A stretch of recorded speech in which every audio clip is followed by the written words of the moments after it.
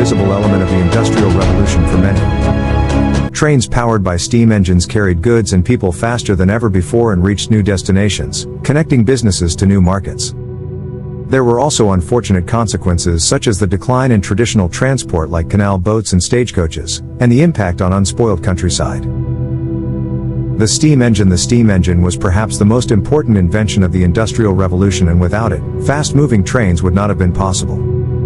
In 1698, a steam-powered pump was invented by Thomas Savery, circa 1650 to 1715. In 1712, Thomas Newcomen, 1664 to 1729, adjusted Savery's design and greatly increased the power. James Watt, 1736 to 1819, worked on Newcomen's design, and by 1778, he had greatly reduced the fuel consumption of the steam engine. Engineers continued to improve the engine until it worked using a pressure high enough to create the power capable of moving large weights with a minimum amount of fuel. In 1801, Richard Trevithick, 1771 to 1833, invented the first steam-powered vehicle. Trevithick's machine was pretty good, but his real problem was the poor condition of the roads at that time. The inventor solved the problem in 1803 by having his vehicle run on purpose-built tracks of its own. The idea of a steam-powered railway train was born. The railways could potentially serve two customer bases: freight companies and passengers.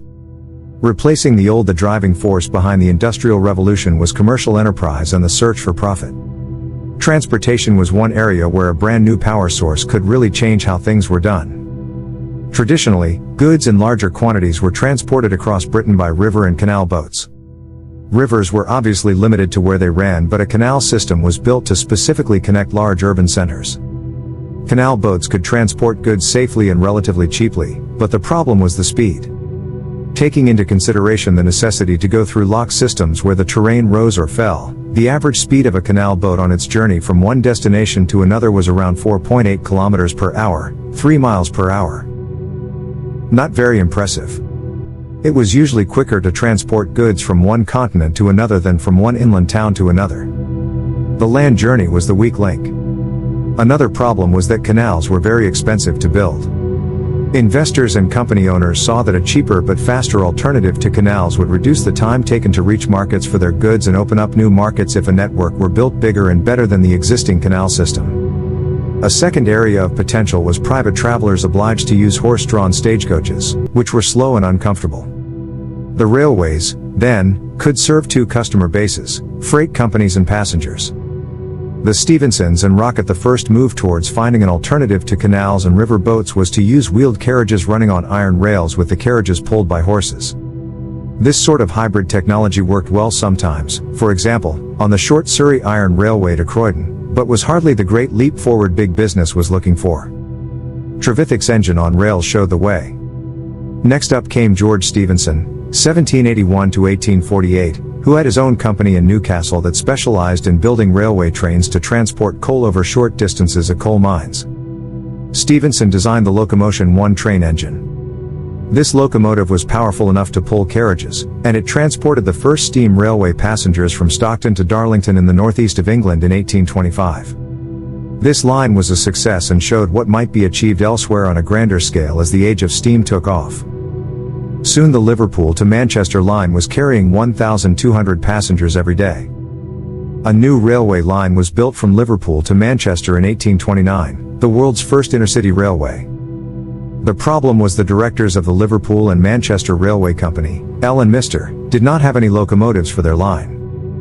The directors organized a competition, inviting inventors to the Rainhill trials where their machines would be extensively tested for speed, reliability, ability to pull carriages, and total fuel and water consumption. The winning locomotive was Rocket, designed by George Stephenson's son Robert Stephenson, 1803 to 1859. Stephenson's Rocket was essentially the sum of all the inventions up to that point regarding steam engines. Running with flanged wheels on smooth cast iron rails, Rocket's top speed was at least 48 kilometers per hour, 30 miles per hour, not great today but astounding for the people of the mid-19th century and something that had never been seen or experienced before. The L and Mr. directors immediately commissioned Stephenson to make 4 more Rocket locomotives, and their train line was opened on September 15, 1830. The line was a roaring success, despite the death of William Huskisson MP, run over by a locomotive on the very first day. Soon the line was carrying 1,200 passengers every day.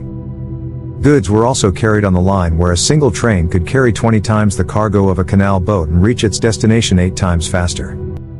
It was now merely a question of time before all of Britain had access to the railways. Railway mania. The railway line spread quickly. In 1838, Birmingham was connected to London, and in 1841, passengers could take the train from the capital to Bristol. The latter line was designed by Isambard Kingdom Brunel, 1806 to 1859, and run by the innovative Great Western Railway, which built Paddington Station in London. The line was another success and was later extended into Devon and Cornwall. The iron track spread so quickly across Britain, the phenomena became known as railway mania. By 1845, there was a line from Manchester to London, which took 8 hours of travel. A passenger on the old stagecoaches would have shaken and shivered for 80 hours to make the same journey. From 1848, passengers could travel from London to Glasgow in 12 hours as trains reached speeds of 80 kilometers per hour, 50 miles per hour. Newspapers boasted that fortunate businessman could have breakfast in London, a business lunch in Birmingham, and be back again to dine in London, all in the same day. The trunk lines between major cities began to be connected by secondary lines to smaller cities and towns as the rail network became much denser across Britain. By 1870, there were over 24,000 kilometers, 15,000 miles, of rail lines. It was not all smooth running. Train lines required some major feats of engineering, such as viaducts, tunnels, bridges, and the draining of marshlands. Early steam engines lacked the power to pull carriages up very steep inclines and so had to be helped by larger rope-hauling steam machines set by the track.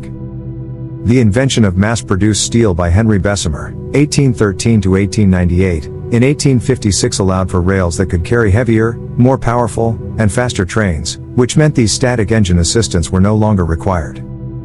As with many new technologies, parallel development meant that sometimes there were compatibility problems across regions. The Stephenson trains ran on rails with a gauge of 1.4 meters, 4 feet 8.5 in. Brunel's trains ran on rails with a gauge of 2.1 meters, 7 feet, better for the stability of the train when carrying heavy goods but more expensive to build. The gauge wars, as these technical differences became known, meant some stretches of line had 3 parallel rails so that both types of train could run on them. Otherwise, where this was not the case, passengers often had to disembark, luggage and all, and join a different train that could run on the alternative gauge tracks. For goods trains this was even more impractical, creating delays reminiscent of a canal boat going through a series of locks, the very system trains were meant to replace. A royal commission was charged with investigating this damaging impediment to the progress of the railways, and eventually, the Great Gauge Battle was settled in favor of the narrower gauge. Consequently, the railways were made uniform by an 1846 Act of Parliament. There were other problems besides engineering ones. Some town councils and large estate owners blocked the building of train lines in their domains, Northampton and Stamford, for example, but this only meant that in the longer term, these places were left behind economically while a nearby rival town that had accepted the railways flourished. Many of those towns that had not accepted a main line were, in any case, eventually obliged to pressure the relevant railway company to build a branch line linking them to the rail network. In short, for good or bad, there was no going back to the old ways. By 1871, trains across Britain were carrying over 300 million passengers and over 150 million tons of goods each year. A global phenomenon, the idea of railways spread around the world, and then innovations came back to Britain to improve the railways there. In the United States, the first working railroad was completed in 1833 and connected New York to Philadelphia.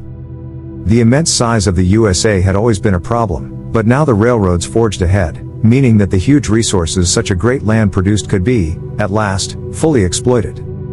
The first railway line in continental Europe was completed in Belgium in 1835 to connect Brussels and Malines. The American engineer George Pullman, 1831 to 1897, created the first sleeping cars in 1856, which used seat cushions which could be moved to create a sleeping berth. In 1868, the New Yorker George Westinghouse, 1846 to 1914, developed a trio of successful inventions: the air brake, which used compressed air to quickly stop the wheels turning, a signal system, and the frog that meant a train could cross intersecting tracks.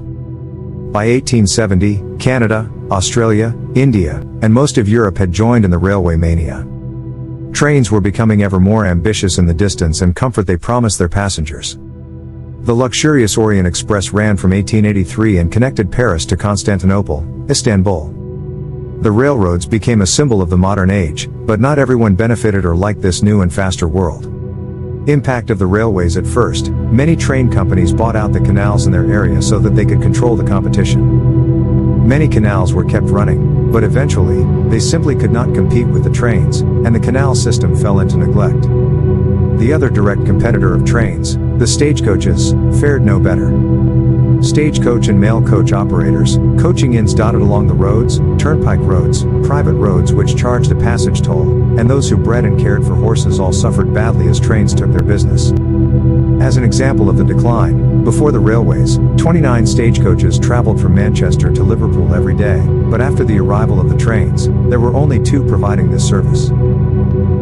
People had to leave their homes and family land to make way for the metal tracks being laid everywhere. Private acts of parliament were passed for each line, and these gave the railway companies the right to buy the land they needed and evict anyone that blocked the building plans. People worried that passing trains scared livestock and disrupted forest hunting. Finally, air pollution, both from the trains themselves and the coal mines that fed them, noticeably worsened. There were many positives to the new railways besides cheaper and faster transportation of people and goods. Steam trains needed huge amounts of coal, which resulted in more mines and more jobs, far more than were lost in other areas. The steel and iron needed for the locomotives, carriages, rails, bridges, and tunnels caused a boom in those industries. Britain produced annually just 2.5 million tons of coal in 1700, but by 1900, this figure had rocketed to 224 million tons. The railways created vast construction projects which employed tens of thousands of laborers. The railway companies also needed engineers, drivers, station masters, ticket collectors, and in the stations were porters, lavatory attendants, and staff for refreshment rooms as millions of first, second, and third-class passengers were now using the train services regularly.